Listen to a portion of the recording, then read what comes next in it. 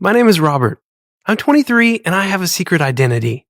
I wear diapers and act as a baby, but don't judge me yet before you hear my story.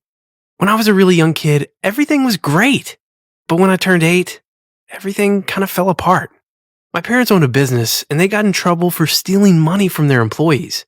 It came as a real shock to everyone. Even more shocking? I was put into foster care while my parents sat in jail. I had to learn to do everything by myself. I was taking care of a ton of siblings at the foster home.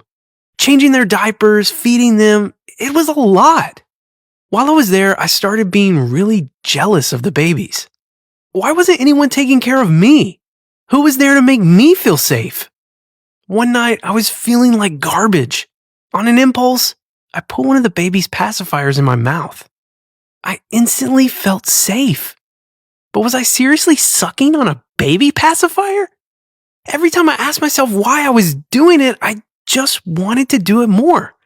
I started stealing the foster home's pacifiers.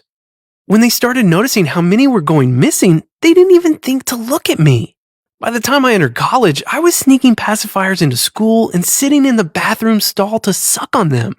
Anytime I felt scared, I went to the bathroom and sucked on the pacifier.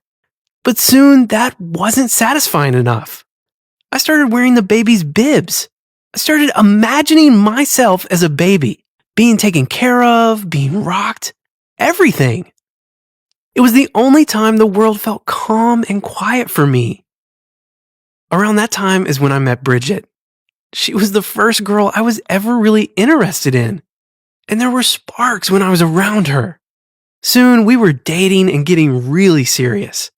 I loved Bridget, but I had to keep my secret from her. But there was one thing I hadn't done yet, but really, really wanted to. I wanted to wear a diaper. I know, it sounds gross. I don't even know how to explain why I wanted to do it. But I did. So I went out and bought some adult diapers. Everyone was probably looking at me like I was buying them for my grandmother. In reality, I felt like a freak. Wearing them made me feel on top of the world.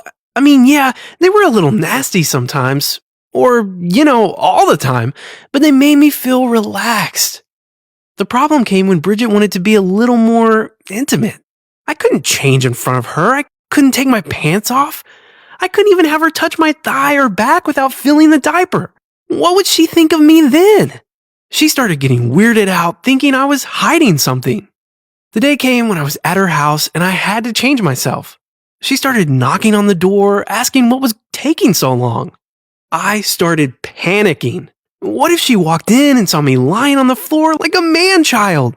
I panicked and flushed the diaper down the toilet. That was the wrong move. The entire bathroom started flooding. Toilet water went everywhere. I was freaking out, trying to stuff the diaper down, trying to lay towels on the ground. Bridget and her dad came into the bathroom and saw the disaster. Picture that.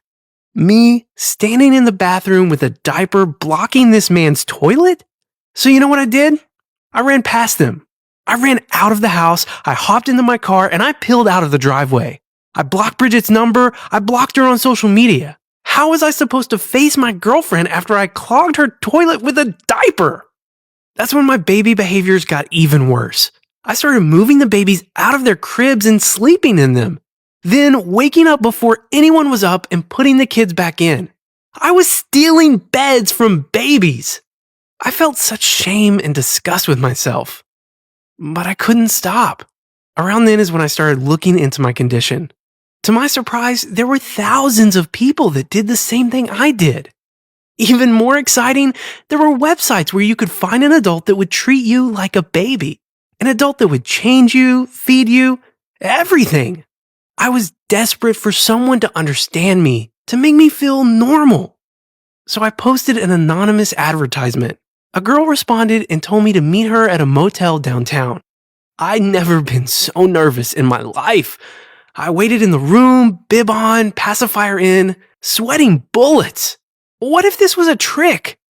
When someone knocked and I opened the door, I knew it was a trick. Bridget was standing outside the door. I instantly started crying, begging her to not tell anyone. That's when I realized Bridget was just as surprised as I was. She wasn't here to trick me.